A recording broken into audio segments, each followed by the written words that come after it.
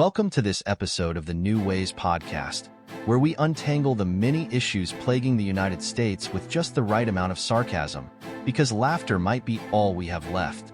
Let's honor a few voices who truly understood the soul of this country: Toni Morrison and James Baldwin. Morrison, who peeled back the layers of America's racial psyche with searing precision, might have plenty to say about the current chaos. Baldwin, with his piercing critiques of democracy's failures, could probably craft a better analysis of today's state of affairs while sipping his morning coffee than most cable news pundits manage in a year. In this spirit, we take a good look at the modern mess, starting with some stats. Nearly 1,300 school shootings in the last decade. That's right. While America touts its love of freedom, even elementary schools have become battlegrounds. And we, of course, enable it with legally stashed assault rifles at home because nothing screams liberty like preparing for war with a potentially drug-addled deer. But hey, we're an innovative nation. We gave the world the assembly line, credit cards, and the polio vaccine. Though one wonders if Jonas Salk would weep if he saw our current healthcare debates. Add the electric traffic signal to the list, a beacon of order, though it's questionable if anyone's obeying signals of any kind these days. And then, there's the 2024 election cycle. Many young, idealistic voters are grappling with the reality that democracy is more of a messy group project than a perfect essay. They voted for shiny campaign promises, only to unwrap what Baldwin might have called the fire next time, or what Morrison might describe as a poisoned well dressed up as salvation. Let's face it, many voters were swayed by the packaging, and now the content smells suspiciously of manure. But here's the thing. This episode isn't here to tell you what's right or wrong. That's not my job. My goal? To make you think. Not to post your opinions as status updates, but to sit with them, stew over them. Do your own research, not as a performative act, but as a private one. James Baldwin once said, "Not everything that is faced can be changed, but nothing can be changed until it is faced." So let's face it, quietly, critically, and without the need for applause. So grab your cup of something strong, you'll need it, and join me as we unravel this beautifully chaotic, deeply flawed, and oddly inspiring thing we call America. It is now my pleasure to introduce our hosts for this special podcast, the New Ways aka Shel Fuller and cultural anthropologist, MJ Stoetzer. Hello, everybody, and again, welcome to the New Ways podcast. As always, I'm Shel Fuller, aka the New Ways, and as you heard, I am here with a very special guest today that I'm going to introduce in 1 second. This is going to be our last episode of this season, and it's also our special episode. It's a different format, and I'm really happy to have MJ Stoetzer joining me today for this particular episode, The Breaking Point, which we're going to try to break down what are some of the many issues in America. Of course, we're focusing just on 10 different points. These are 10 points that I picked out sort of myself. They're from just my own feelings and from things I've observed and read and things of that sort. You may have totally different ideas of what you think are the most important. We'll be going through all 10, but they're not in any sort of order. So that it's not like from the most so horrible to like the least horrible. It's just 10 points with no sort of judgment or value. So anyway, let me start off by telling you a little bit about our special guest, MJ Stoetzer, who has a rather unique voice combining anthropological, psychological, linguistic, and dramaturgical studies, and has lived many of the very stories he now researches. Just like me, MJ grew up in the colorful streets of Miami during the 1980s and 90s, watching our hometown turn into a cultural mosaic during the greatest migration crisis in modern American history. Those experiences, along with his time in the performing arts and counseling, shaped his curiosity about how people carry their stories with them. Also like me, MJ's passion for cultures led him to New York and eventually Berlin, having connected with people from all walks of life all around the world, becoming a cultural bridge builder as well as a storyteller. These days, you'll find MJ doing research in transcultural psychiatry and cognitive anthropology at the University of Münster.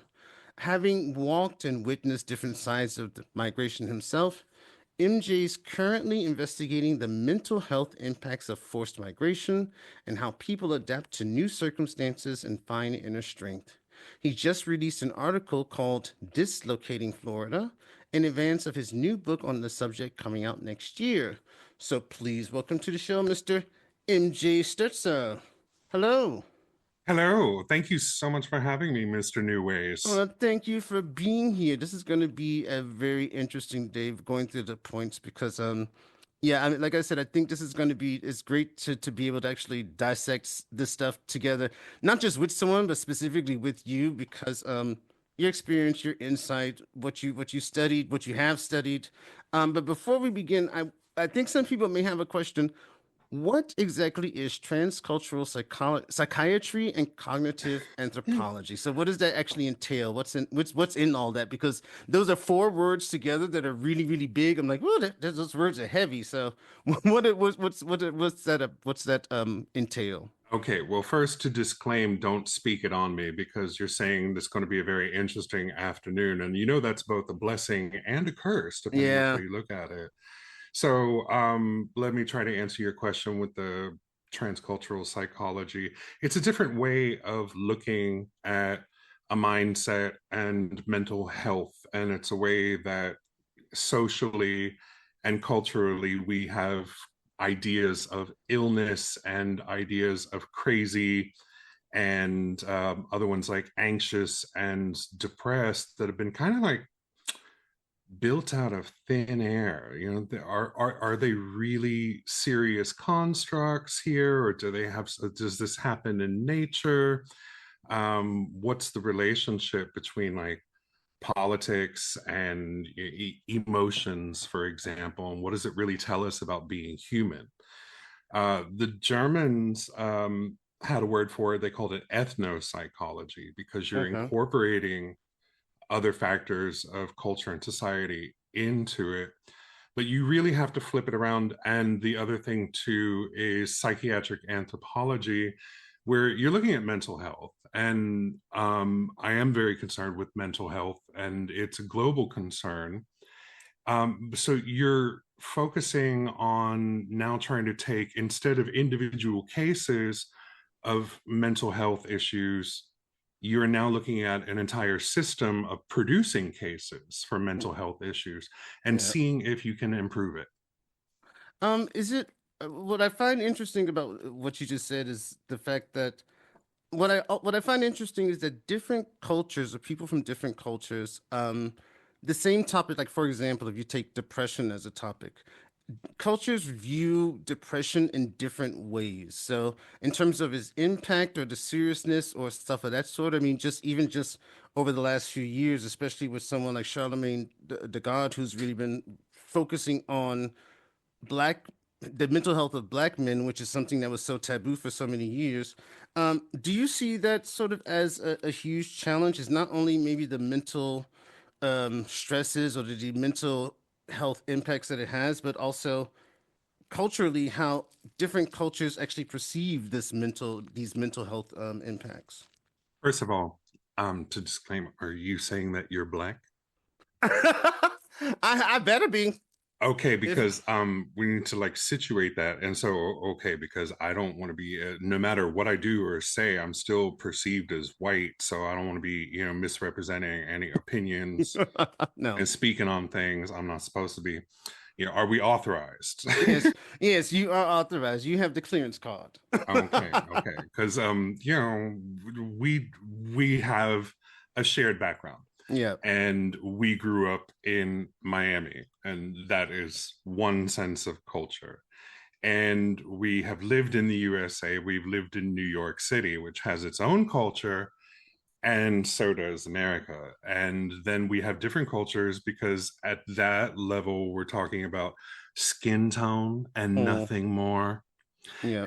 But there's cultures that are built around that, that whether we like it or not, um, have to be taken into consideration because what someone in a privileged, economically affluent white neighborhood, just demographically speaking, might consider something somebody does abnormal, and they might have to label it.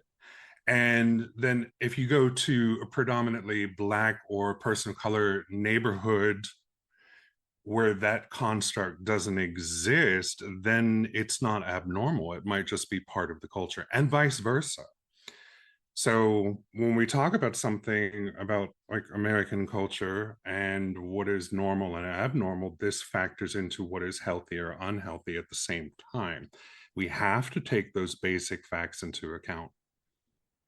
What I find also interesting is I remember years ago someone telling me it was a therapist, and she said she was actually talking about the idea of grief and how many people, like some people haven't lost anyone in their family, so they've never lost a family member, and they may be in their 40s or 50s, and then someone who's actually experienced that, so losing a mother, father, grandmother, whoever, sees that person reacts to, for example, the death of their dog and how traumatized they are, and this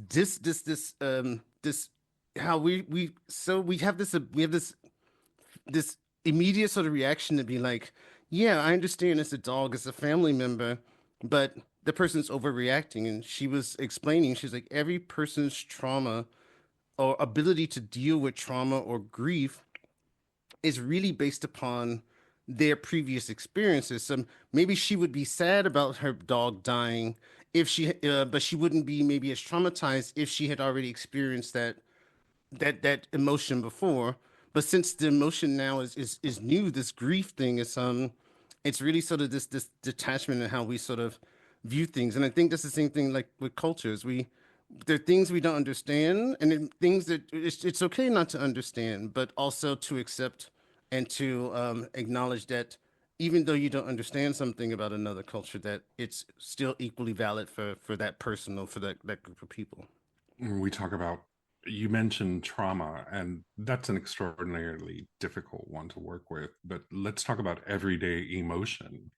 There are emotions that our language and our families teach us that it's okay to express. And there might be a whole system for expressing that emotion in a normal, healthy manner. And then there are emotions that it might not have any words for. You look at really complex languages, there are hundreds or thousands of emotions encoded into the very words that we use. But also, there are emotions that we culturally know about, we're informed. However, there is no process, or there's a taboo on practicing or expressing that particular emotion. Yeah. And I think I can give you a very concrete example that the idea of whiteness to me has become interesting in the last couple of years because it has such an influence on society. Yeah. And I've been taking a very deep look at that because I am non-consensually white, meaning that a part of my family is Not white. consensually white. I love it. Yeah, but it wasn't really a matter of choice, Yeah. not as much as it wasn't for you. But when I have taken a critical examination and reflection of that own branch of autobiography there and really put my white ancestry under the lens, I find that the suppression of verbal expression of emotion, meaning you don't talk about it, is a recurring theme. Mm. So when something is distressing or emotional, there is an impulse in there. And this is one of many different impulses in a kind of cultural matrix.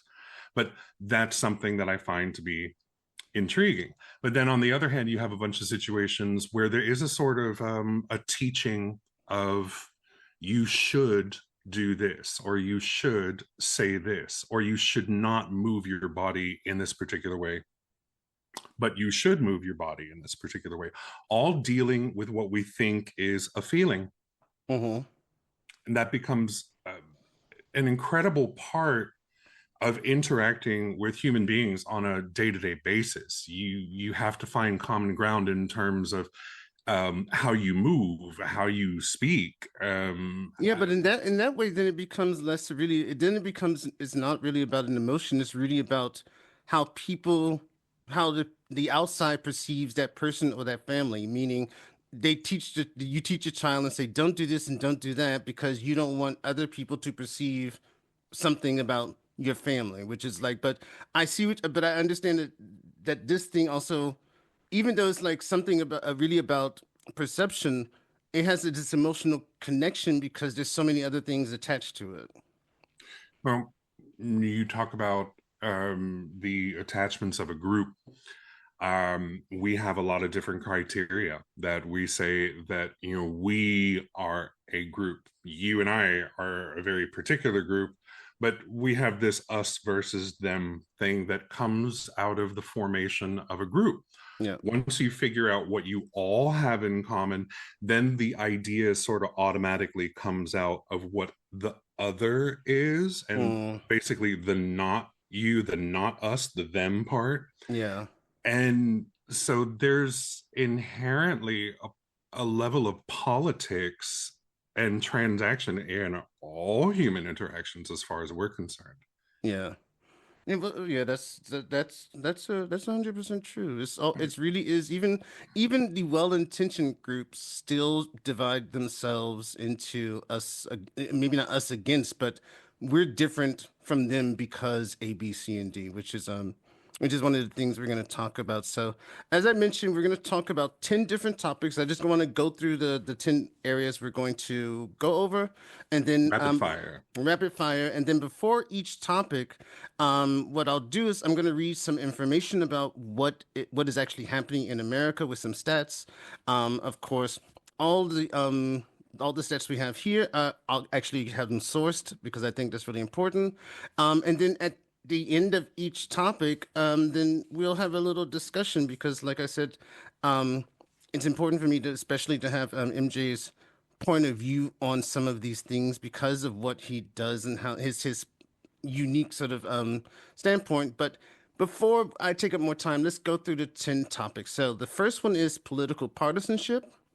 Then we're going to move on to cultural identity, economic disparity, Mm, overemphasis on individualism, okay. misinformation culture, then consumerism and materialism, the Hmm. decline of civil discourse, Hmm. short-term thinking, gun culture and violence, and the last one will be health disparities and a system of inequality. So Oh, you put up the Christmas lunch menu, didn't you? this is gonna be one of those things where I was like, when I was doing the research into each one, I was so surprised by some of the stats I was finding, especially like under political partisanship, because that's such a huge issue now, especially with the last election. So, when it comes to political partisanship, over the last 40 years, the ideological gap between Democrats and Republicans has widened significantly. So, in 1994, only 15% of Americans had consistently liberal or conservative political views. By 2024, that number had grown to 50%, indicating a decline in a more central focus viewpoint, and definitely being either left or right. And this polarization is reinforced by the partisan majority. So, where individuals view members of the opposing parties as threats to the national well-being. And if you've noticed over the last few years, the media ecosystem has exacerbated this division with individuals gravitating towards news outlets that align with their beliefs. And this has created echo chambers where people are exposed only to ideas that reinforce their pre-existing views. So, and social media algorithms further amplify this effect by prioritizing sensational or divisive content. In addition to the partisanship, we had this is a huge historical issue is the redrawing of congressional districts, so partisan gerrymandering to favor one party over another, and that has really increased political extremism. So, safe districts reduce competition, leading to more ideological rigid candidates being elected, and this fosters gridlock in Congress, which we all see when one party or the other has control of either the Congress or the House. All of this together basically has just really sort of it made it, people really not to lose a lot of trust in basically institutions. Like, for example, in 2024, only 20% of Americans expressed confidence in Congress compared to 50% in the early 80s. And this distrust always fuels skepticism about intentions and actions.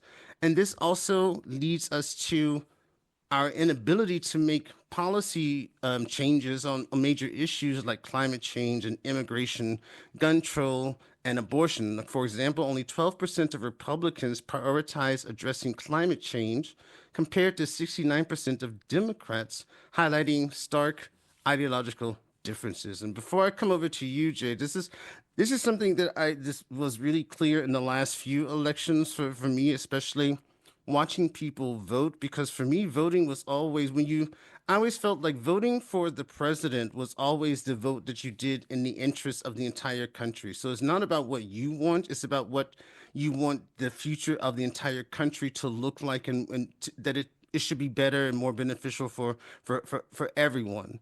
And more like local elections, so state elections, city elections, county elections are the elections where if you want to have change that you can see immediately for yourself, those are the elections where you really have the chance to vote in people who can make sort of quicker decisions compared to federal. But now, when it comes to president, I think most people think the president's going to come to the house for dinner or something, because they're voting and saying, I'm voting for this person because I need this. It's like, yeah, but is that person the best for the entire country, regardless? Is it regardless if the candidate is either Republican or Democrat? So, how do you see this the effect of political partisanship on the U.S. currently? I think the key word that you mentioned is polarization. Because if we split things into two opposite poles, then those are the only things we have. And that already accelerates the process of creating a binary between us and them. And it's kind of lacking in an approach where you need to take multidimensional intersectional things into account, like just basically having more than just a simple option between A or B, lesser evil or greater evil, or blue or red. But this binary system is problematic, and you talk about creating polarization. um the big key element that you mentioned to me is the media Yeah. and the media connection and your ability to, mimic what other people are saying, in terms of like lingo, in terms of identifications, in terms of ideologies, that you have a sort of media literacy that is also accelerating in this day and age thanks to our technological era that we're in. Well, I remember growing up, and I was thinking about this not too long ago, and thinking about the news when I was younger, and watching the news now. Because back in the day, Walter Cronkite and whoever the older newscasters were, they just gave us the news. They gave us the story.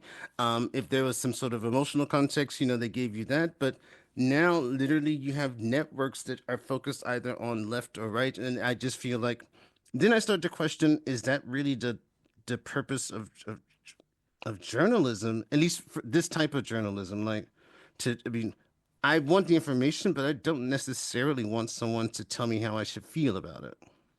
Well, there's also an element on your end of deciding how you feel and choosing what you express about that feeling. Yeah. And there's also a lot of conflicting events and conflicting information where you might not know how to feel or what to think in a particular situation.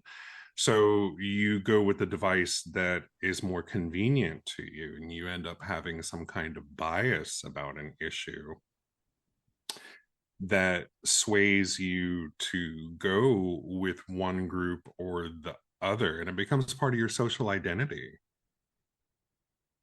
Yeah. What I think is like, what's also what I've noticed is, for example, um, and you see this in mentality, and I think I can also say that in some form, I think it just seeps into most people's mentality, is that I would say like in the 80s and 90s, even though I've never been Republican and a lot of the Republican ideas don't align with sort of what my morals are, I never saw Republicans as necessarily evil. And now nowadays, like if you're a Democrat or you're a Republican, you always people seem to find the other party just simply evil. So, there was a time where Republicans and Democrats, you can have dinner, you could talk about things and have a nice, discussion about something, but you didn't distrust the person across from you. You just realized, oh, we have different points of view.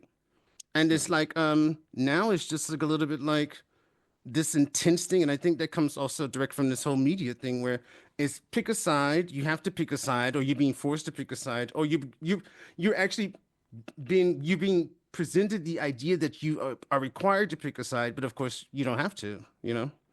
It's probably more about picking the narrative that you can buy into. It's Yeah, more plausible to you, isn't it? Um, but narrative that becomes you know, that's what the media is sending to us about what's going on, and we find it not just in news media, which can be controlled by a number of people, a finite number of people. yeah, You also have images and representation, that diversity, rendering the USA in its actual state of diversity the way that it is. That is a huge narrative with political weight and consequence right now. That we have unaddressed issues that yeah, go way back as far as what is the American narrative. Is it a dream? Is it a nightmare for others? And why? yeah, And for whom? And I think the original problem that we brought up in this was racial division, racial construction of race, yeah, intersectionalism. You also, you have, since the 2000 census, you have biracial and three or more, I believe, now in the US Census. yeah, of So course, yeah, that's a very old narrative, and the narrative still exists of we need, one direction of racial supremacy or another. And it's the same system of control that is, whether it's Eurocentric or it's Afrocentric, it doesn't matter. And it's also not the only binary, as we just talked about with the media narratives and politics and decision making processes. And if you only have two choices, you're only going to see things. And it promotes black and white thinking, which it's not very good for long-term processes. And yeah. this is just opinion. We're just talking things, without.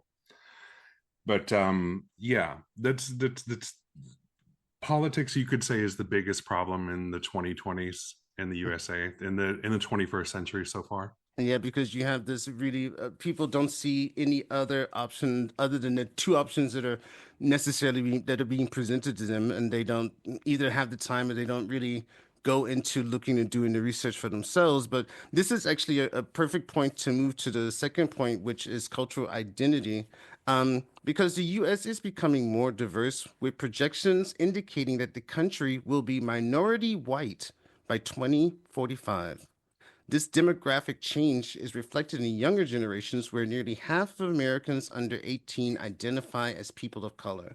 And this shift challenges older and predominantly white perceptions of American culture, leading to cultural clashes and fear of displacement among some groups. Language is also a marker of cultural identity, and it is very divisive in the US. About 83% of Biden supporters report being comfortable with hearing languages other than English in public, compared to only 54 of Trump supporters. And this difference illustrates borders, the divides on cultural inclusivity and assimilation. And one of the biggest topics, of course, during the last election cycle was the idea of immigration. So it's a polarizing topic.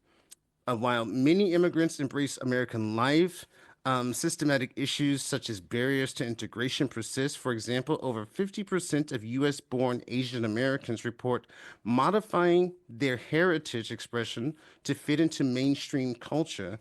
which is also this pressure to conform and to dominant to conform to dominant cultural norms. I found it interesting, especially this minority white. I did hear this statistic like years ago, but I didn't Mhm. know like 2045 that there's going to be this change into minority white. One of the things that just fascinates, there's several things about this that really gets to me is, first of all, there's no official legal language in the US. Almost most people speak English.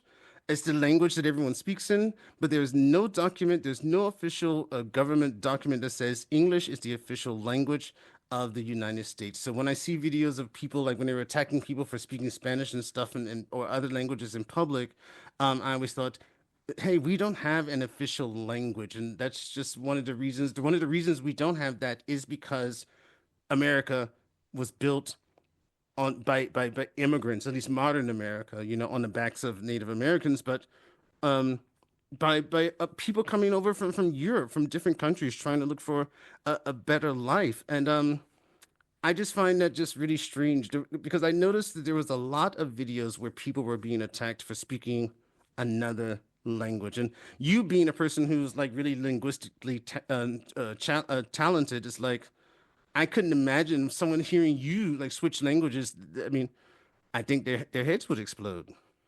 It's just something in my brain. I just happen to speak a bunch of languages. I pick up languages easy. Some people do not pick up languages easier. You, coming from Miami, Florida, USA originally, understand the multiplicity of languages and how many divisions that can create.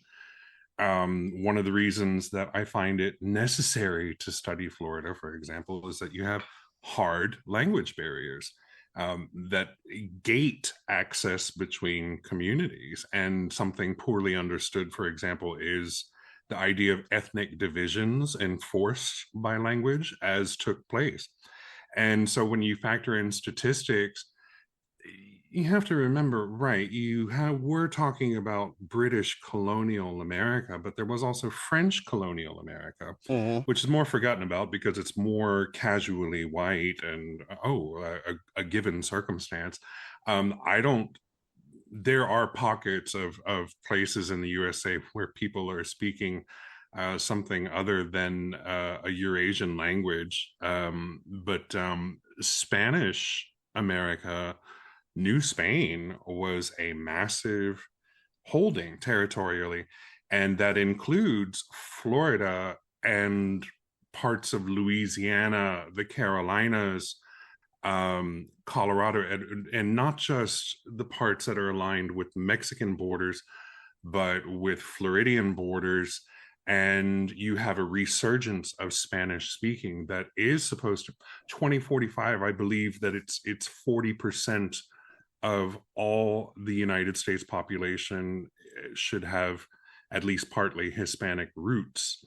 And that white minority that you're talking about, we're returning to a white minority. But what do you think specifically about language that really has this ability to set people off? I mean, us growing up in Miami, we grew up hearing different languages. We also went to school with people from different cultures. We heard different languages, but there are videos where people are so passionately offended by just hearing the person's not talking or addressing them. They're talking to someone who speaks the same language as they do. And there's such an emotional and really sort of visceral response to So just hearing it. It's just like it's mind blowing for me. it sets an immediate barrier, doesn't it? It's one of those group divisions where it's like, oh, you're not one of us, you're one of them, and you have Florida. We have like no speaking English, Yeah. and you have also very aggressive, like I don't speak Spanish. Why don't you learn it?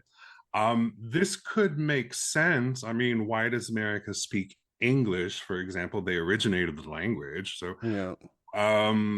there was no original single legal language of the US because you have an entity that came out of British colonial America, Yeah. and you encounter Spanish or you encounter a sub language of French, or because you have mixes and you have Spanglish and you have Creoles, then it creates that barrier.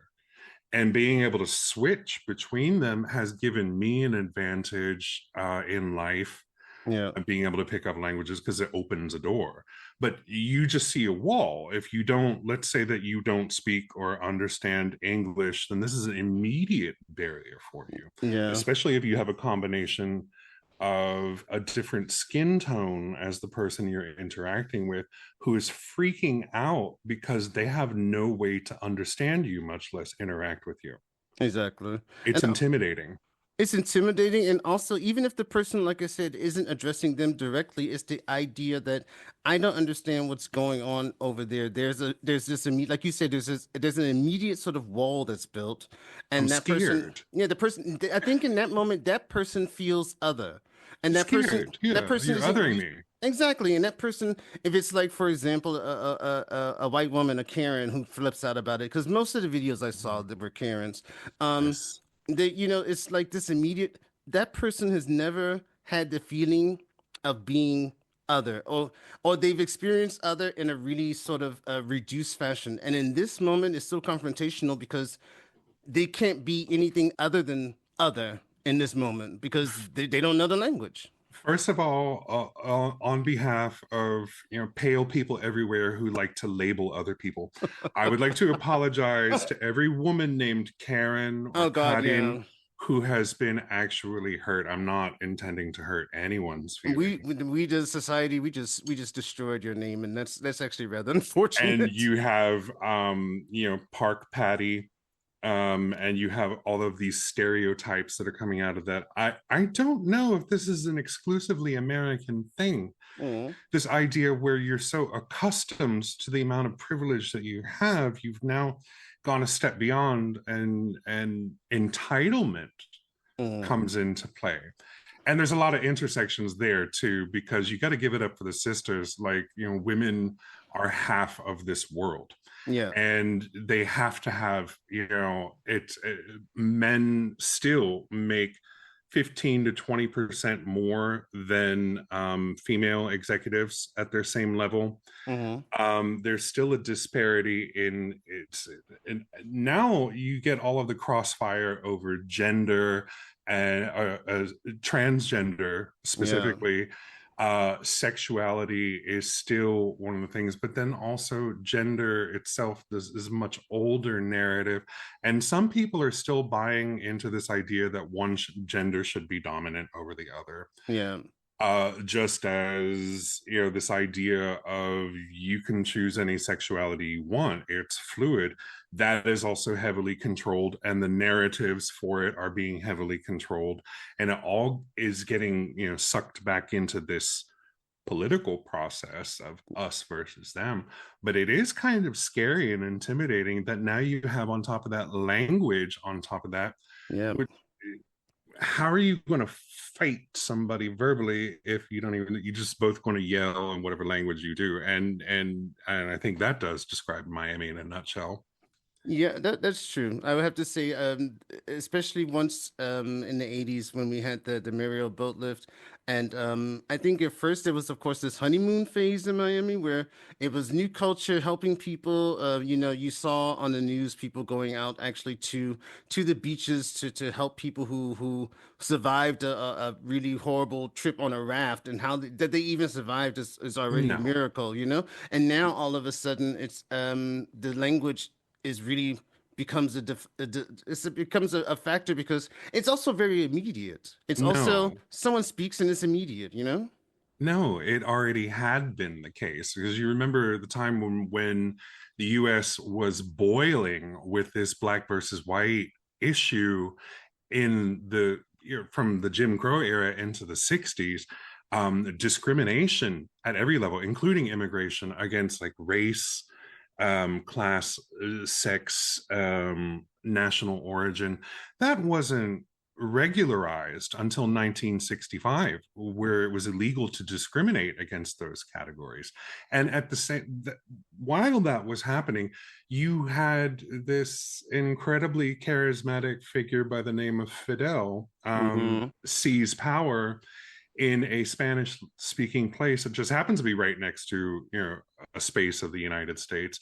And you have people who are quickly filling up urban spaces from there at the same time as you have all of this racial boil over in the US. Yeah. And by the 70s, this gave rise to a sort of detention culture.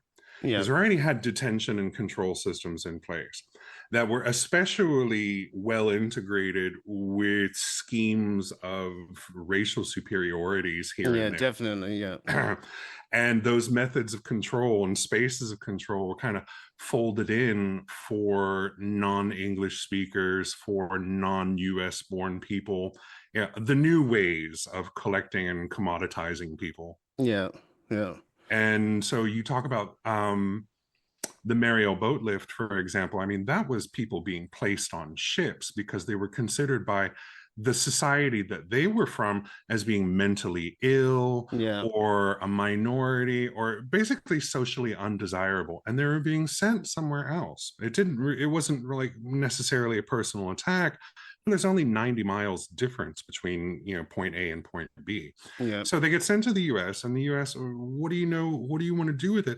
It's like this battle has just been sort of fought for 150 years in the USA about what defines someone who can vote, who is a citizen.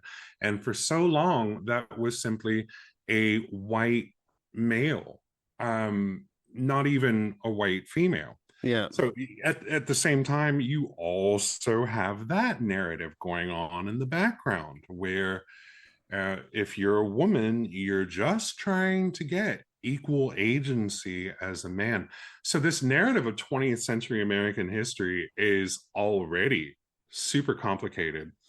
And then you have to bring in the media on top of that, because it's one of the largest media producing nations in the world, next to India and I think Exactly. Nigeria. Yeah. And then you have the idea, of course, this all, I mean, everything you just said connects to the history of America and the fact that America just has not taken the time to seriously deal with the results of of things like slavery, of things like women's rights, of new cultures. Like America has continually moved on, like, oh, we have a new technical development. We're moving forward. We're a great nation. But there's always these huge social issues that never were actually processed, and therefore they just hang in the air. They just hang there and they get carried along and become exponentially worse. And it changes form a bit, but it's still the same basic either racism or sexism or whatever, just the type of discrimination, which is I think is something that's really sad. The fact that America just doesn't seem to want to or be able to, and this is a generalization. There are also people in America who are doing wonderful work on this topic, but really coming to terms with the history, what that means, and how you can go forward from that type of history. It brings it back to the psychology of the whole thing, doesn't it? Yeah. Where which narratives are you buying into? Which ones make more sense to you? Which ones cause less disruption and chaos But the thing inside your about it making, mind? if something making sense is if there's a historical fact, then it's at least this is just my own personal perception. Even if it's an uncomfortable fact, it's an uncomfortable historical truth. It's not really about if I choose to believe it or not. It's really about, okay, this is a fact, and we need to deal with it. And I think now people have this feeling like, oh, these elements we don't want to deal with because it makes us feel bad about who we are as a person. It's like that's not even the point of having that discussion. It's not about guilt. It's about helping other people heal to be able to move forward, you know? Things that cause uncomfortable feelings that cannot be spoken about because it's not appropriate for the workplace slash dinner table slash society. Yeah. There is a driver for that force. We don't have to name that. But now you take it into historical narratives where you do have hard facts. The idea that, yeah, you have that fact, but you also have people all around that fact who are individually and then collectively as a group trying to decide what they want to know about that narrative and then what they want to teach other people. And this is sort of educational practice. Yeah. As a cultural thing in the USA. And so education, you find, is being just as controlled as media and economics. Yeah. That is the essence of culture. Like, what do you teach each other? And we're not going to be teaching American history because it sounds like racism. We're not going to be teaching SA. We're not going to be teaching sexual abuse because it puts gender in a bad light and it's inappropriate for discussion. That's really interesting because what is being chosen to be discussed is very animated, very emotional, very impassioned, divisive narratives where it's acceptable to sort of yell at one another. And yet the ones that are really important and central to what is American society, what is American culture, is that we're just deliberately, selectively ignoring particular narratives. Yeah, basically just swept to the side. And that's why I said it's psychological, because silence has its own power. Yeah. And it doesn't seem one that is healthy in the long term. Yeah. That's why in psychology, you have a large number of social workers and therapists and counselors who are overwhelmed when you deal with trauma counseling, because there's such a level of emotional intensity as someone has been so affected by an experience that it's traumatic and it inhibits various parts of their functioning, that when it finally breaks that silence and is spoken out, it can overwhelm someone else. Yeah. Yeah. And that person feels their own loss of control in a situation. And then you have a whole other division between us and them, which is they're crazy. Yeah. Exactly.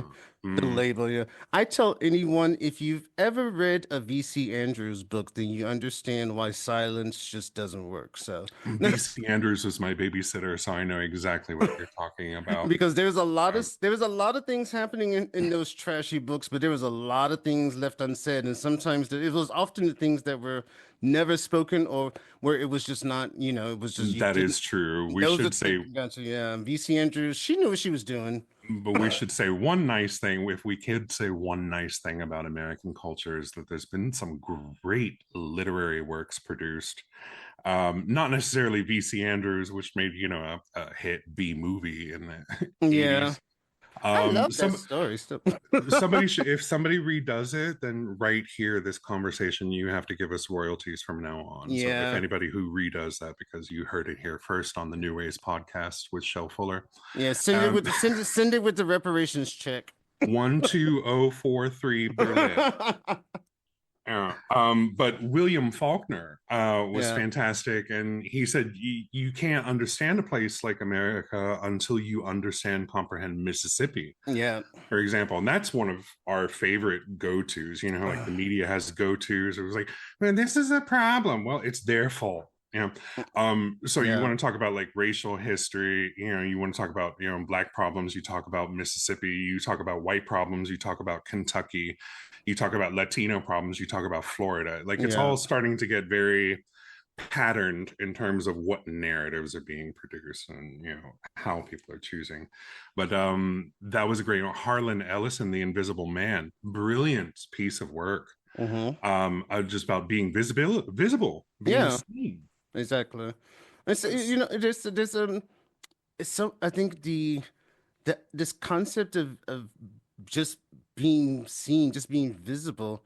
I'm happy that it's become a topic that visibility is important, because this lack of visibility for some people comes with such an emotional baggage, because I think it's difficult to I mean, how do you explain that because of your skin color, your gender, whatever, that you simply are an invisible part of society, like you have no value?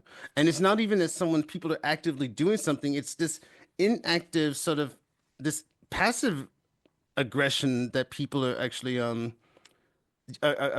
basically oozing from them that makes people feel even more disconnected than sometimes the people with the direct attacks, you know?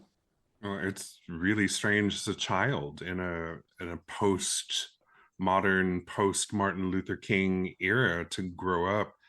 And we grew up in semi Bahamian space, and I spent a couple of years there as a kid. That it was so totally normal um, to have different skin colors interacting with one another. When I came back to be educated in the American primary school system, I know you're dying to tell this story, but I'm beating you to it. I was no, actually, I had thought about the story, but I was like, oh, I don't know if I want if that's a When story. I was a young man growing up in Carroll City. So I'm happy. I'm happy that you're telling the story. So yeah. But it was really jarring as a kid that you sit down next to some other kid because there's a finite number of places in a classroom, and the teacher comes up and makes a really big thing about it, like, do you understand where you are sitting? No, you don't, you're 5. And it was like, well, you have to be sitting next to this kid. And it's like, what's wrong with this kid? And she puts your arms together and actually indicates one, you're white and you're black. And no, you're mocha and I'm more like orange. There's no, it's not like you don't know. You're 5. You don't understand what this paradigm is. How And then sad it's is really that? jarring. But That's so then to be sad. 45 and to Yeah. be like, oh my God, this person is grow up. But it's so even to think about that situation, the fact that the teacher literally took the time to give a visual, sort of like a visual example of why this, why you Like a sitting. primitive PowerPoint. Like Yeah. here's the stick, eyes on the chalkboard. That's one Literally. of that's one of the things that Family Guy does well. They have this reoccurring joke about they have this like a color palette of skin tones. So like how white are you or how dark are you depends on what's going to happen to you basically. And they'll hold up to someone's skin, and that's like a running joke that happens Oh in Family Guy, God. which is so true. It's so true. It's I so can't true, with and that's like television, and I haven't seen that, but I don't believe you. I can't it's deal with the internet either. yeah, But and yeah, it's true. it's This amazing. right. So then it's just like all of the other subjects that we're talking about. If you boil it down into a 1 or 0 binary issue, then you're going to get low resolution results. And that's Exactly. going to apply. I mean, we all live in an era where we're going for ultra high def. Let's put society in ultra high def. Mm. Let's think beyond, oh my goodness, there are some strange other people who are in some other yard doing their thing. Should I call the police Yeah. as members of control on it? No. Yeah. How about first of all, mind your business and keep it moving? But Exactly. why don't you move yourself into a mental place where you are those people all of a sudden? Yeah. And I love the performing arts for this because you can play around with personhood and the self. That put yourself in the other person's shoes. Very old proverb is taught. Exactly. Very Put simple, but yourself in another person's shoes. How do you think that would feel? Would you be suffering? Oh, you might be. Then shush your mouth. exactly. Before you try to you rain down fire and brimstone on somebody because you have baggage and you have issues that have sitting there festering in silence for how long? Oh my goodness, I said festering. I must be very worked up emotionally. Well, before because we still have some a lot of so these points. So Dial it down. Yes, I'm going to dial it I'm gonna down. I'm gonna move on to the economic disparity part, which is still there because the U.S. has higher inequality than many other developed nations. Since Yes. 1980, income for the top 1% has grown by over 250%, while the bottom 50% has seen minimal growth. And while productivity has significantly increased over the past 4 decades, wages have not kept pace. For instance, since 1979, workers' productivity grew by 61%, but hourly pay only increased by 17%. Simultaneously, housing, healthcare, education costs have skyrocketed, and that's putting a huge strain on the middle and lower income households. In addition, federal tax policies have historically favored wealth accumulation among people who already have wealth. So, like lower capital gains taxes and estate taxes and different loopholes. And these policies have disproportionately benefited white households, contributing to the racial wealth disparity. So, currently, Black households in the middle income bracket possess less than one-third of the wealth of their white counterparts in the same bracket.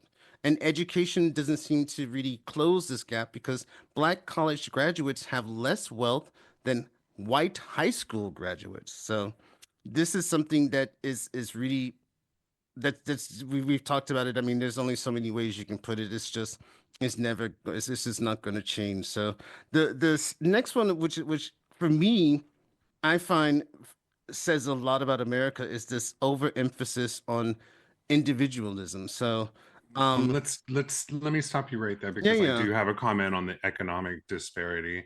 And is that little known facts? Okay, you and I have lived in Europe for 2 decades, and one of yeah, the common things that we have to translate for people is why is tipping such a big thing in the USA?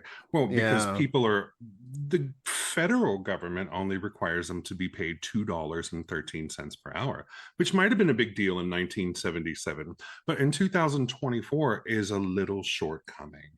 And a federally mandated wage, well, it's fine. That's great that there is one. That is no question, no doubt about it. That is a shield and a blanket for many people that there is a minimum wage, and you have states with even higher ones. However, you have to match the financial evolution of the nation. You have to, is there an Exactly. inflation rate? Oh, okay, then these things are not really cutting it. And even that quote, these things are not really cutting it, it's, just made a narrative. And how many members of Congress and how many, executives and agencies and judiciaries wants to actually embrace that narrative, or do they want to keep it silent? They might. Yeah, but what's so sad Everybody is has their own opinions, But but what's so sad is that in every state, there's every state, I think, across the entire United States, they're reporting that more and more people are becoming homeless, not because they're not working, not because of any of the older issues, which most of it had to do with either dependency issues or mental health issues. People who literally have two jobs are literally sleeping in their car in a parking lot at a Walmart because the rent is so expensive that they simply cannot afford to put a roof over their own head. And this is something that, of course, it affected a lot of the people, the communities of color, but it has over the last 10, 15 years, it's it's broken out of the racial sort of construct, and it's affecting everyone. So it doesn't matter what age you are, it doesn't matter what race you think you're assigned to. it never This did. it never did, and it's really becoming a point where I find that keep seeing people saying, "Oh, well, rents are still increasing," and I think, And yeah, but how? it Like, it did by choice, but let's say in one of those post 1960s, post Martin Luther King, Fidel Castro paradigms that we live in, it idealistically has not mattered.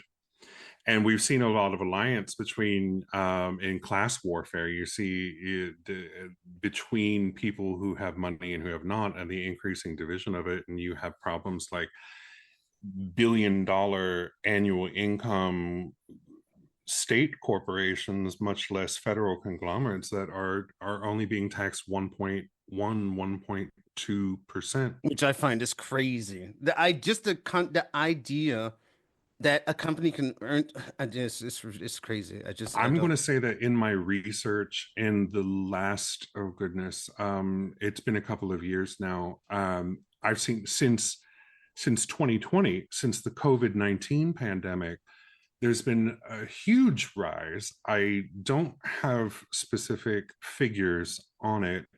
I would estimate it so far from what I've seen in my research as around 200% increase in homelessness and controlled labels like vagrancy, or there's an extremely disturbing increase in the number of single mothers Mm, in shelter homes yeah, right now yeah. that seems to create a cognitive bias between the American values of life and mother-child relationships and the pursuit of liberty and prosperity.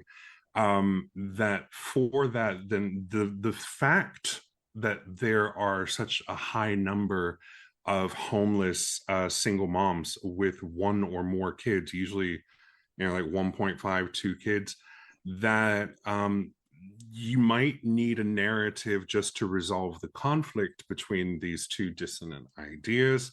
And that's something that seems like a more immediate problem to handle. Let's figure out this, but that's a very disturbing statistic. Well, it's disturbing because so many people stand behind this idea of the American dream and making America great again, and they're like this group you're talking about, like single mothers with children who are so affected by this crisis, but even from those people who are still talking about how great America is and this dream, they seem to.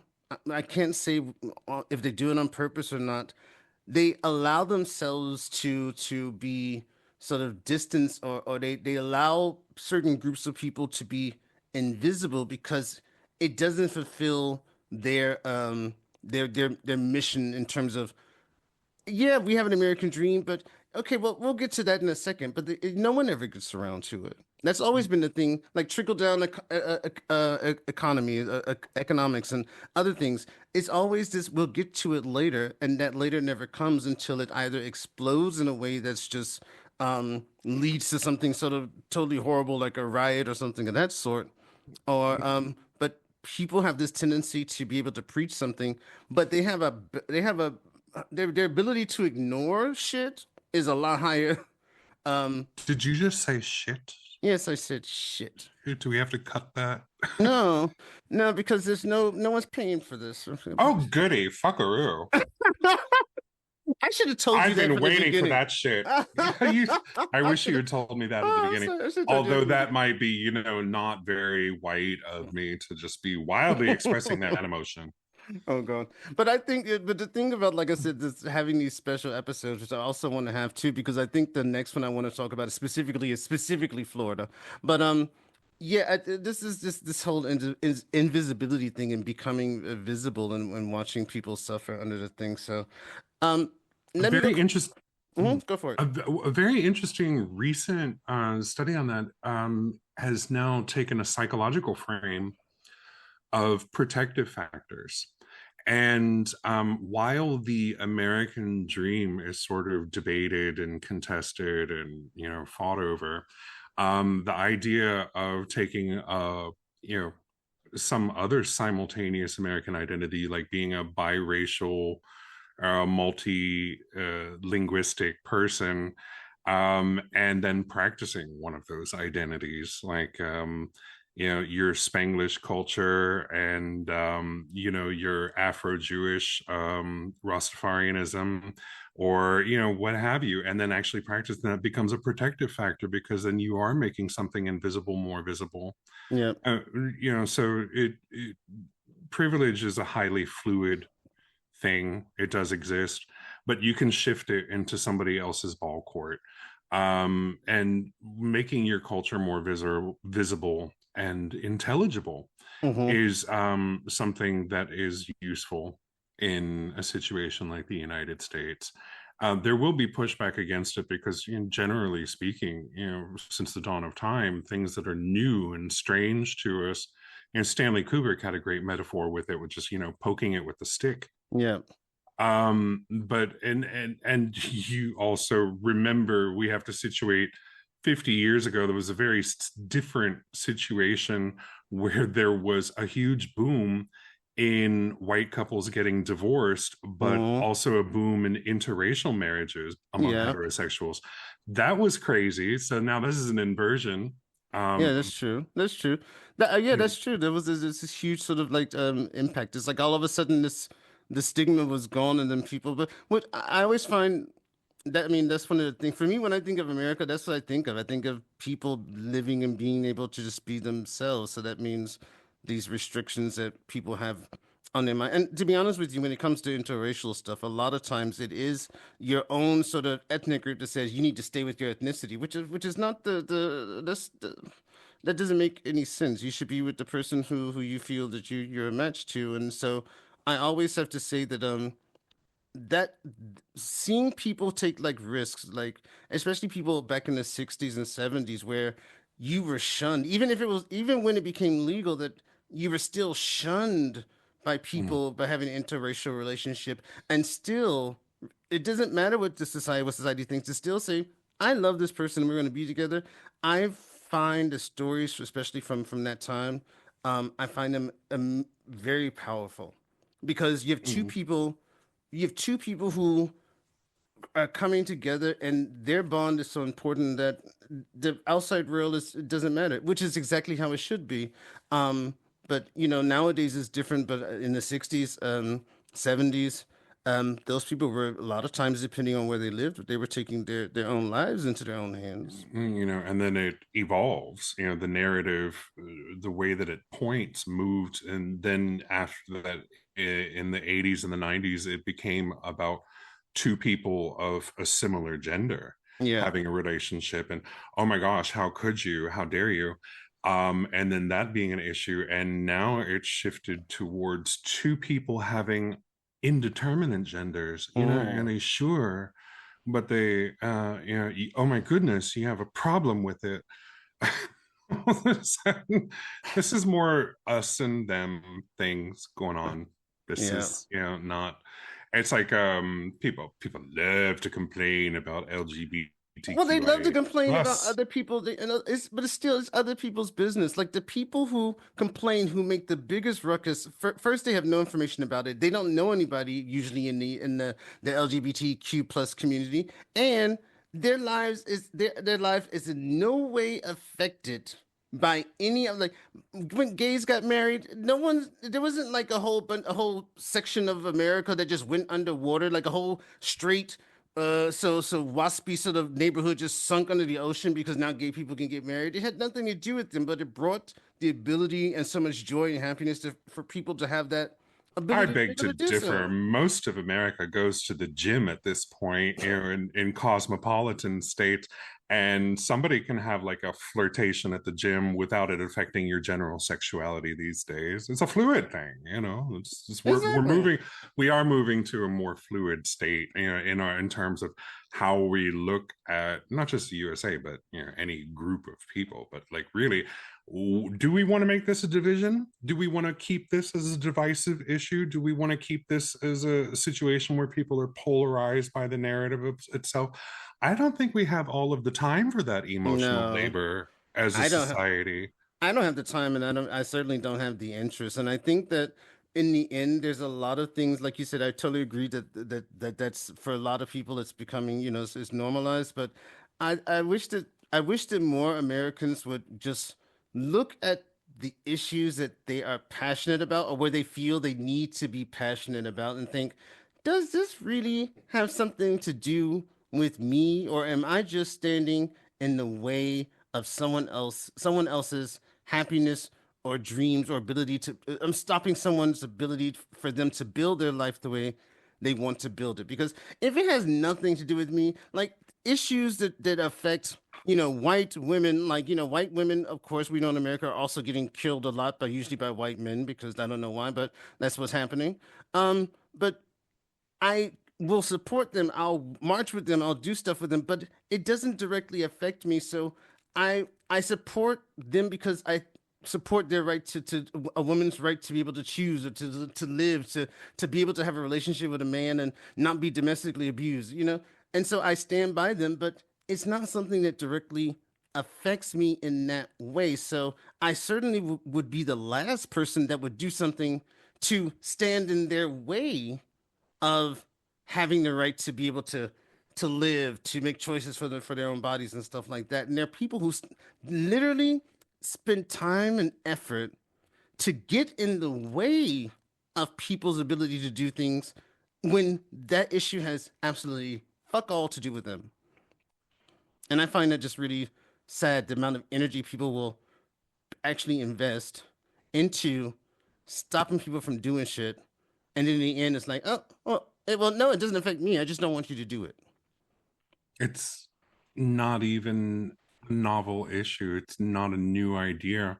Yeah, It's not even an American situation because it is this idea of you need to be successful or we yearn for it or wish for it. I mean, it's ancient.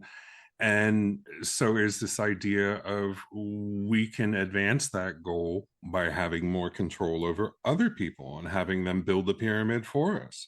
yeah, And we still have a trace of that too, because you mentioned this idea of the all important self. mm-hmm. It is culturally ingrained in us because whether it's, it might be, I say this, I understand this, I do that. Well, that's very iocentric. That's very egocentric. Exactly. Just as the same idea that takes place in other languages is like, oh, this happened to me, esto me pasó. Or, they did this to me, where you become the sort of accusative object in your own narrative. Yeah, And you don't have this, psychologically speaking, this center of control yeah, inside of yourself. It goes somewhere else by a cultural variable. But no, it is the same idea of having control over another person to enhance your own power yeah. and prestige. And it is not an uniquely American property, but it has taken on an American form. That is part of the American dream, where you are successful and privileged enough that you can dictate the terms of your own existence. Exactly, and thereby dictate the terms of other people's existence because of your level of power. So, I have just made actually an executive decision, and I'm actually very happy with my executive decision because we have 10 What's that? topics, but I'm gonna go over the next one, which is the overemphasis on individualism. So, we're gonna hit this five because I like the way the discussion is going, and we're gonna come back and do the other five like after that's probably gonna be the start of the next season because Oh, I think what's important is not only like I said, like I already knew from the beginning, the sort of the feedback from your side and the going back and forth about these issues I think are really important. And to be honest with you, I listen to a lot of other podcasts, I listen to a lot of new stuff. I don't see people taking the time to really discuss and break down sort of they people have a lot of criticism about America, but no one is trying to say, well, let's break it down into pieces and let's literally talk about it. And I find it would be sort of it would be ridiculous to try to speed through. That would also be a disservice because I think that these types of discussions like we're having are this is a direction that people need to start going in to say this is what's going on. We've broken it down to some things. We're not you'll never be able to cover everything, but some major topics and literally have discussions or have people actually listen to it. And that's something at least from my perspective, when I look out into like the podcasting world and stuff, there's a lot of content, but there's very little content where people actually take the time to discuss these types of issues. So I'm gonna go to individualism, and that's gonna be that's the fifth one because I think this one is also really important. And then I also have some other questions about you and your experience, not only in just to America be but also mindful of the time and just to be mindful. But I'm impressed because you made this executive decision that, haha, there's always a twist at the end, that it's actually a cliffhanger. And yeah. the season finale cliffhanger And of just the think New about Ways podcast. it's a cliffhanger where neither one of us we die in the cliffhanger because we got to come back to start the new Don't season. speak too soon because I've seen Thelma and Louise. I know what happens with duos here, and Yeah, well, somebody right now is already hitting some button that might remotely try to blow up our heads. And just keep us away from convertibles and we're regardless, okay. if we're blessed and highly favored, they still might be trying to do it. They're pushing buttons on their table. They're like, it's not working. It's like, yeah, that button never worked. Sorry. Shel Fuller and MJ Stoetzer, the holiday gifts that keep on giving. Yeah, this is the present you need to unwrap. Yeah. We Um, could do this for hours. yeah, so individualism is the last one for this time, and we're gonna end it with the cliffhanger. But In terms of being an individual, of course, it's something that's really important to most people, but the focus on individual fulfillment has undermined the concept of communal responsibility. So Americans are often hesitant to sacrifice personal freedoms or goals for the greater societal benefit. For instance, measures like wearing masks during the pandemic became politicized as affronts to personal liberty, despite their potential to save lives. Hyper-individualism has contributed to systematic economic inequality. So the self-made man ideal often ignores structural barriers such as access to education and healthcare, which disproportionately affect marginalized groups. And this cultural mindset has been linked to the underfunding of social welfare programs and growing disparities between the rich and poor. The rise of hyper-individualism has fostered a culture of narcissism where personal success is prioritized over empathy and compassion. So this mindset just increases societal divides and reduces collective action to address pressing issues like climate change and gun control.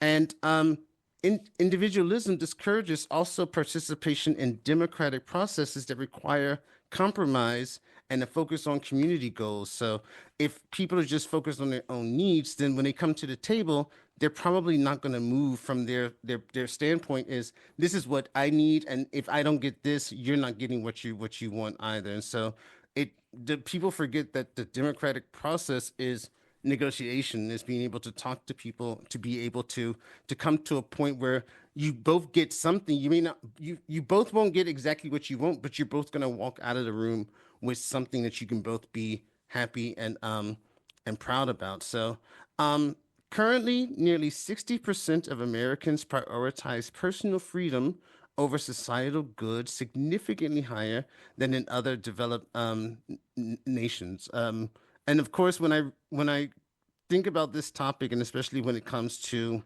the refusal to prioritize the greater the society the improvement of society over your own personal success, I think of course of us living in Germany, where yeah, you're going to pay more taxes, but it's also nice to know that if something happens, I can walk into a hospital with my insurance card and lay it on the table and say, please help me, and know that I'm not going to get some ridiculous bill afterwards. And that's not because just of what I pay, it's because of what everyone pays into the system to make sure that everyone has the ability to be able to be healthy if they're not healthy currently. And this is something, this concept is something that when Germans ask, I try to explain to them because, but I also know that my explanation is unsatisfactory because as I'm explaining it, I'm unsatisfied with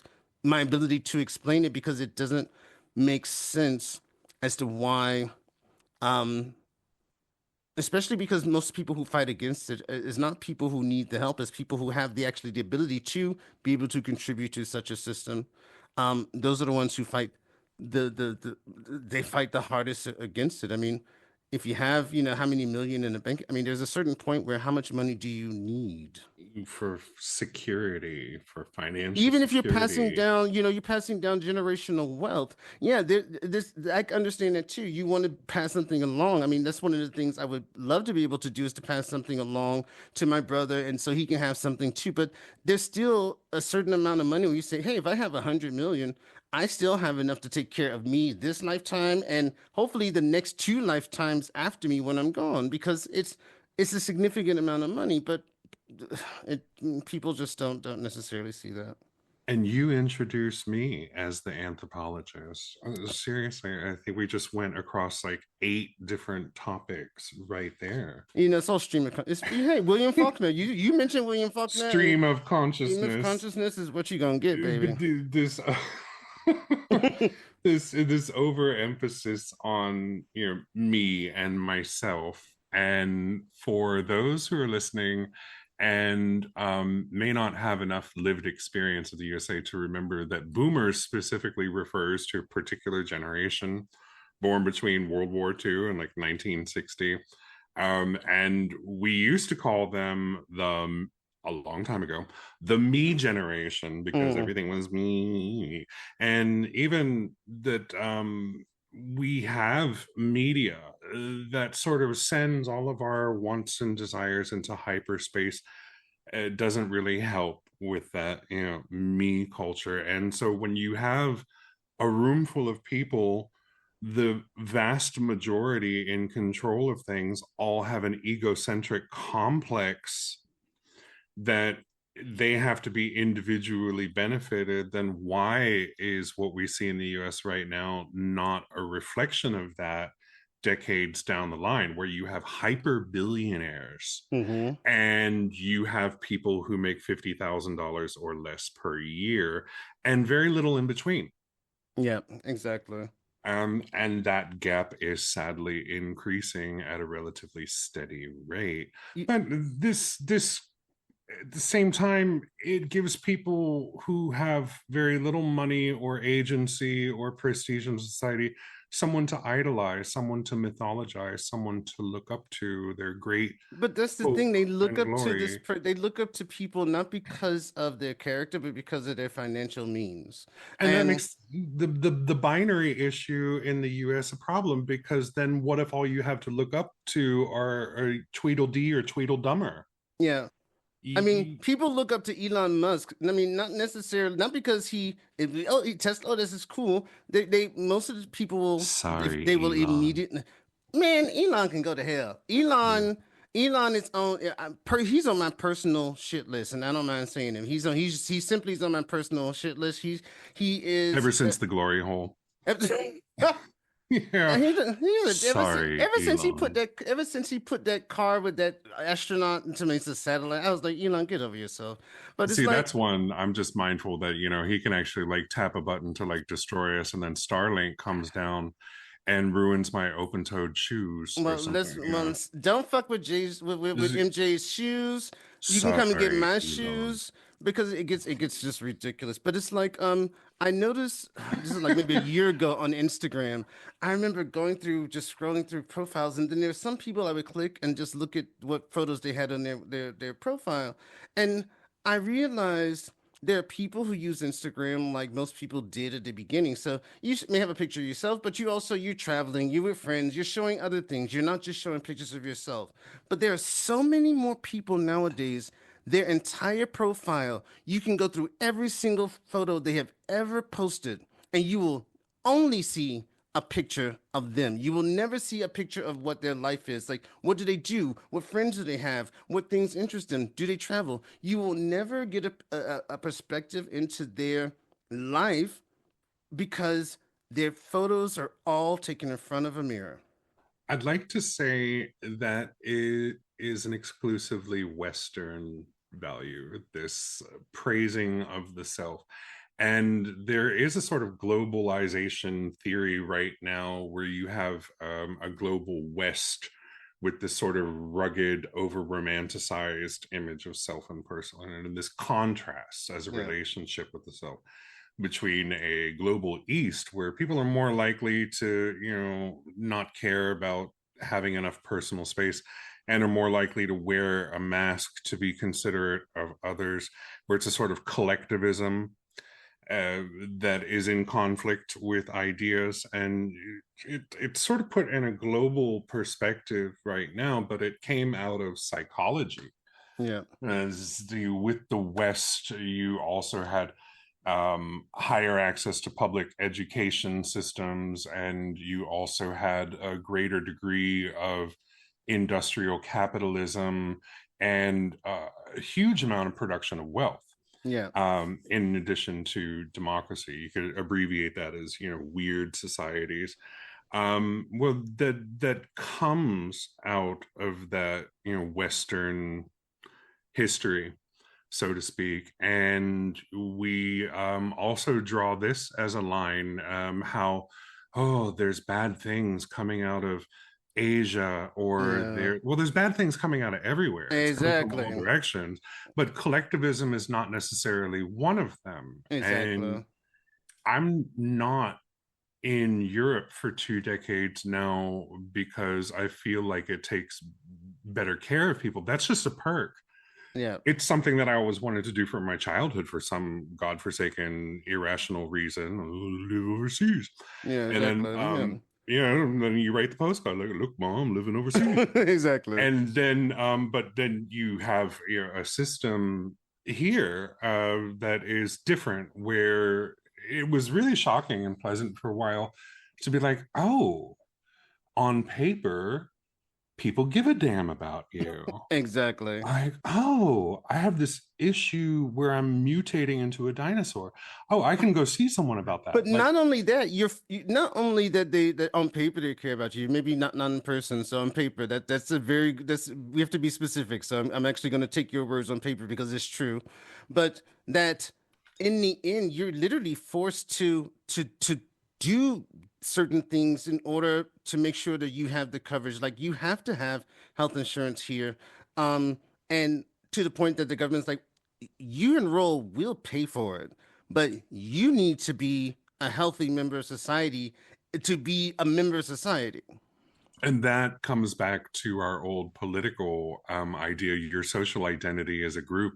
You buy into certain narratives about health and illness, and you believe certain speakers or authors about a thing, and that affects the behavior. We saw this right with COVID-19, that Mm, depending on which political group or which media station you listen to, it gave you certain information and not other amounts of information. So you have different death rate figures by political affiliation yeah, at exactly. different times. So when the news first comes out, there's a deadly new plague coming out of the east at us. Oh, and some people scoff it off depending on what the rest of the group does with the peer Exactly. pressure. And then other peer pressures silence a particular information. So very small segments or pieces of a population end up dying off in the beginning, the Mm, middle, and the end yeah. because of what you're willing to listen to. And that's why culture is a survival tool. During my time when the couple years when I was working between Berlin and Kosovo, I remember I think it was towards the end of my first year of going traveling to Pristina.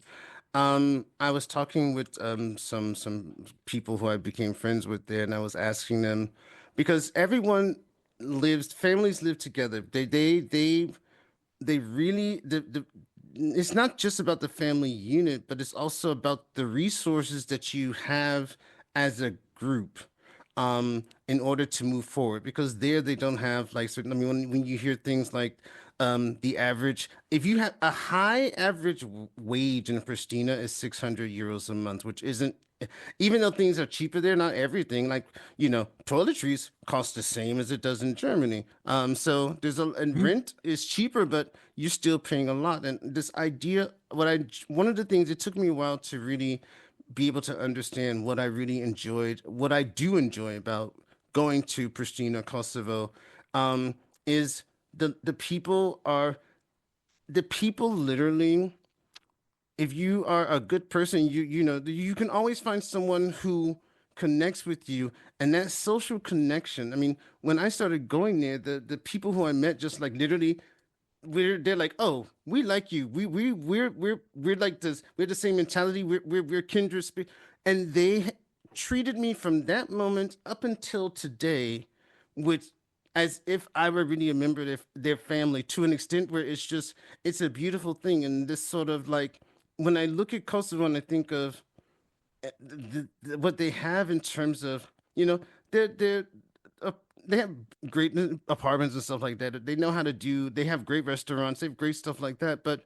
compared to places like like Berlin, where it's obvious that the standard of living is much higher. There's LA. a lot of things here that are really that you have that may not be there, but there they seem to be so much happier because even if the government isn't going to take care of them because their government they can't necessarily trust so much, they as a social group, whether you're in the family or outside of the family, there's someone who has an eye on you to make sure that you're okay and will happily give up something of them for themselves, something that's meant for them, they will happily give it. They will actually force you to take it if they know you need it more than me, and they do it with a sense of pleasure, and not because something needs to come back to them, but because I'm doing this because I'm human too.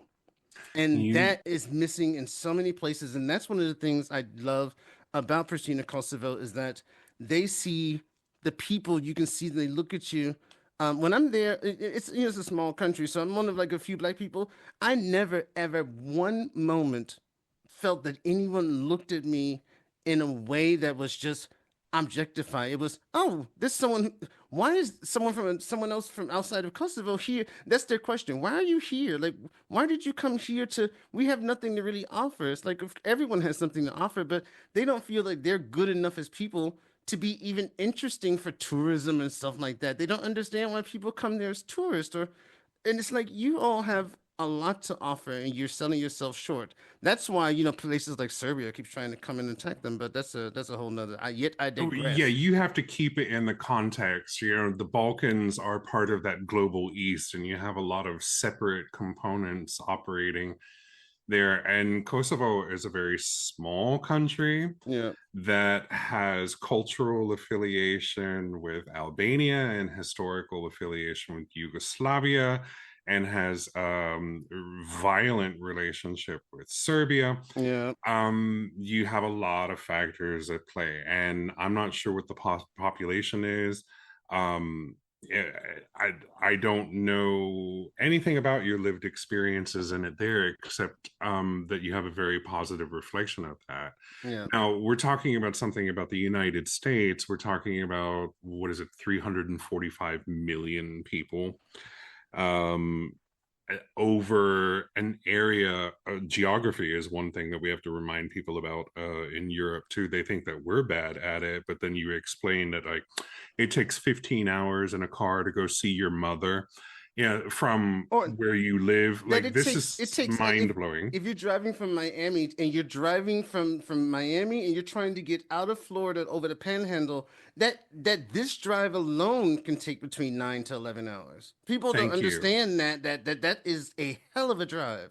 Right. So you have to remind people of, the geographic scale of things, and that this is a massive country. And they were like, "Oh, Shell, where are you from? Oh, you're from Miami. Oh, that's really cool, because in my mind, in my world, my I'm bitter because my daughter chose to go to school in Seattle instead of stay here close to me Yeah. at home." And all of a sudden we have this whole narcissistic hijacking of the narrative. So we're like, "Oh, that's true for you, let me tell you about me." uh, Exactly.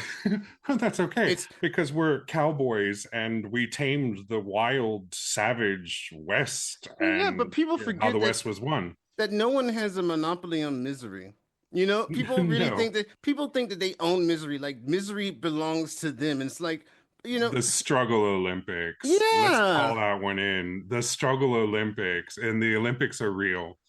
And it's like, oh, you have, yeah. And this is something that's emerging in this, as part of this in emphasis on this robust self too. Especially with social media coming into it, is like, you have this feeling, I have this feeling too. yeah. That's, I'm sure, not helping. No, because now people are be able to build communities around things that really aren't necessarily positive to build a community around. There's certain traumas and stuff. Support communities, yeah, but then like incels, like they don't need a community. I'm sorry. Like the So fact that they get together and just lick their wounds because girls won't talk to them, it's like that's the last group of people I want to sit in a room together for several hours and just say, do what you want to do. you know maybe we should all go read a book on how, or use an app to learn a new language, like Oh no. Spanish or French or German, That's or education. That's you know education. People don't, any of that. Sex yeah, education, no, you can't read that, it's no, banned. no, no. And I mean, anything in another language, I mean, doesn't, no, no, No, no. that's banned. Let's not get out of control here. It was written by if it was written by a woman, it's banned. Definitely. If it's written by a Mhm. woman, if it even passed a boob somewhere, then it's off the list, you know. No, and if it's a black boob, it's double If banned. it's a black boob, then forget about it. Just Unless it's, an anthropological photo narrative, because people love looking at yeah. those bare Yeah. boobs in National Geographic. And you notice, like, if you look at the old caricatures of that time when they were showing like And no one was calling 911 on that yeah, because it but was, because all those white men was all about it. yeah, because it was distant. It was in a magazine. It was safe. It was not a goat herder in your living room with bare breasts. There was Exactly. like this safe distance, and maybe that gives us an idea about how media takes on a life of its own in Yeah. producing these American narratives. Quick question, rapid fire. We're going to flip the script on you, Mr. Interviewer, and I'm going to ask you some rapid fire questions about your lived experience in the United States. Um, what are the number one things that you have been called in experience of living overseas because you come from Miami, Florida, USA? I've been called. I mean, I've been called Dexter. Like I've been asked, like, oh, actually, yeah, somebody in Berlin said that to me. So rapid the fire, one thing, the something one you've been thing I, called. well, it's not necessarily something I've been called, but if anyone sings that "Welcome to Miami" song from Will Smith to my face one more time, I'm gonna flip the fuck out. Because there's always a "Welcome to Miami," so they compare what they see in Miami. They just think like, oh yeah, Sadly, it's oh, the only way that some people knew how to say bienvenidos. yeah. But educational, but sad. Yeah, but that will be so. That's the thing that probably is the that I get mostly when it comes to when I say I'm Mm, from Miami. so, okay, then rapid fire. What is a typical way that someone in New York overemphasizes their individuality from your experiences of living there? Um, they put themselves into smaller subgroups. So if you're an artist, it's not just you're an artist. You're this type of artist. You're this type of artist. So they put themselves in subgroups, and then they think that that a lot of these subgroups have a certain sort of identity, so a way to dress, a way to do that. They go to the same places and stuff, and then they what ends up happening is that they lose their self identity because they're so part of the subgroup that the subgroup becomes their identity. So and you see that a lot you see that in New York. I have to say, thank God, there's something I was always able to avoid, but you see that a lot. People who are so who are so they don't want to spend time dealing with themselves alone, so they find a group that would allow them to distract themselves from themselves. That's one of the things you also saw during COVID. People coming out saying, "Oh, I had to be with myself." It's like I had a great time during COVID. What's wrong with you that you can't be with you? Talk about psychological anthropology. We had Yeah, like a whole year and a half where we had to go back in time and live in our cave again. I loved it. I thought it was Yeah. great. I was like, fuck all y'all. Hot seat question number three. Do you identify as a cave person? It's cute. I I'm more as a cave person, as long as nobody in my cave, and if they in my cave, they paying rent. Because I think about all of that me generation narcissism that casually created a bunch of personality disorders in their children.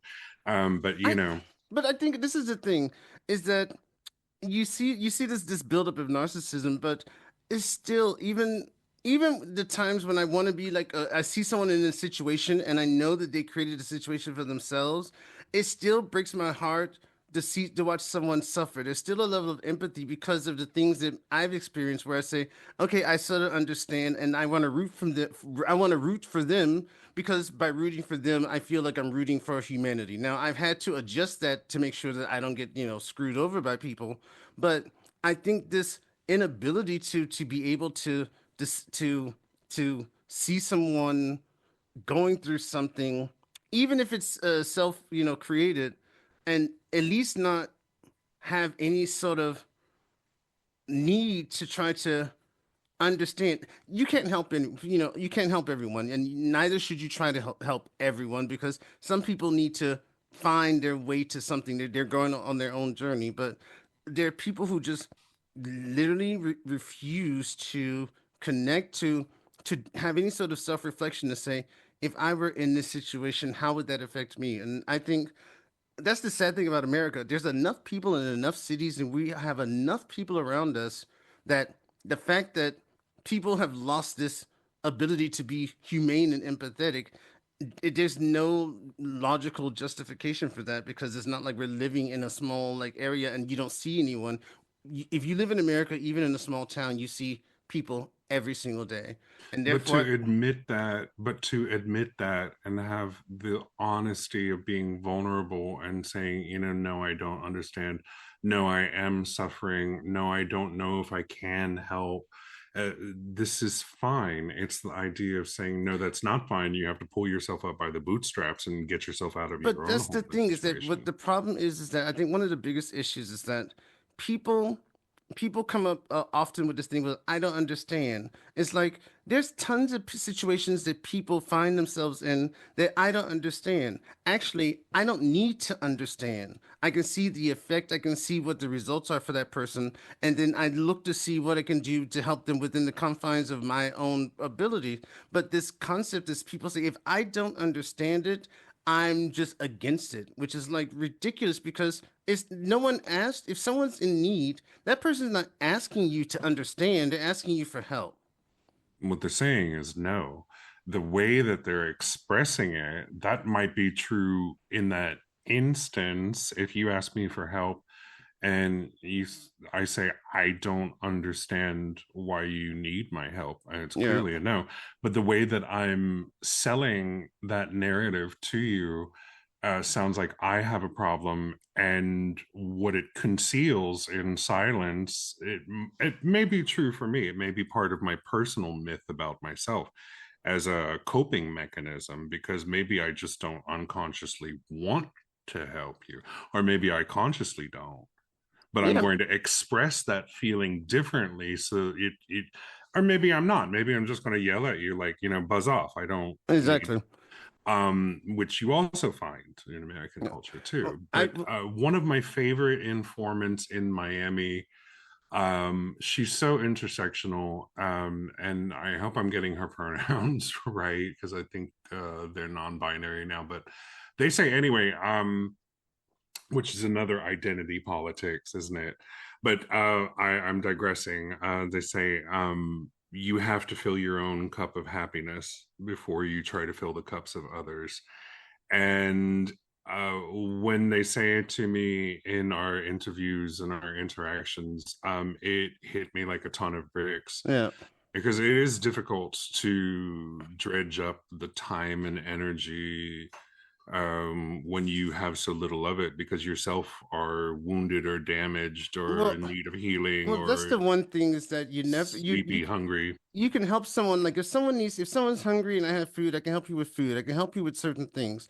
With happiness, I you can't help someone like you're never going to be able to fill someone's cup with happiness, even if because happiness is something that is a discovery from within and how we perceive the world and things that are happening to us and what we're observing. So I think one of the things is that we try to help people being there for someone when they need someone to talk to and stuff like that is great. But I think what people do is that there's emotional baggage that someone's going through, and then someone decides I'm going to help that person with that emotional baggage. No, what you can do is you can support them as they themselves work through the baggage. So you can help them in a way in terms of giving them a person to talk Are you to or stuff like saying that. that you can help Karen? Are you saying that I that don't there's know about Karens. Karens that you ain't can the help Elon?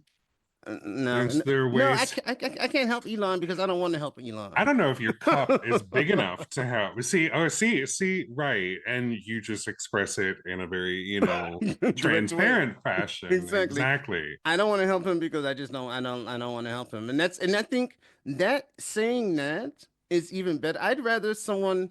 If I ask someone for help, I'd rather someone tell me, uh, I don't want to, or I'd rather someone be that direct with me than give me some sort of workaround excuse because I can also understand when someone's like, listen, I just don't have it. That for me is an acceptable answer. But going around the whole sort of thing is like just tell me what the deal is, and that's what it is. I I just looked at the time, so we're gonna have to wrap it up. But like oh I said, we're gonna bring the you back. cliffhanger. The cliffhanger, we're gonna bring you No, back because we have five more, and we're gonna make sure you no. come back to get to the five more. But like I said, as I thought from the beginning, this was gonna be one of those situations where it's like, This was technically, brutal. we You could go beat me with on. half of your questions and you're Yeah, saving the other half. This is going to be the worst holiday season it's like It's like ever. Christmas without the environmental wrapping paper being left over. You got me under the damn mistletoe. See how you did me like that? I put you in the mistletoe, and I got a call, and I was like, I'll be right back. You beat it. This Well, is the thank you. whole Christmas Well, tree. thank Thank you you for as usual. having me. Thank This you was for a being really here. interesting discussion. Yep, and And I I'm look forward to hoping, catching you. yeah, and I'm hoping that people, I'm really hoping that people take the time to listen to it. But I think something like this is even having this sort of discussion, just somewhere in the ether as a piece of content, I think is also important because stuff like this, the right people usually discover things like these discussions when it's the right time for them to find it, and I think that's important. That's why neither one of us can die over Christmas or New Year's because we have another podcast to record. One can but try, but that Yeah, is the cliffhanger. that's the cliffhanger. So You good. don't know. So that's the end of season one on the New Ways podcast, and I welcome you all back again next year, the end of January, when we come back into season two, and we resolve our little cliffhanger here. So, but until then, have a great holiday season, and take care of yourself, and we will see you next time. Thank you for having me, but this was too interesting. It's too much. I'm out. Goodbye, America.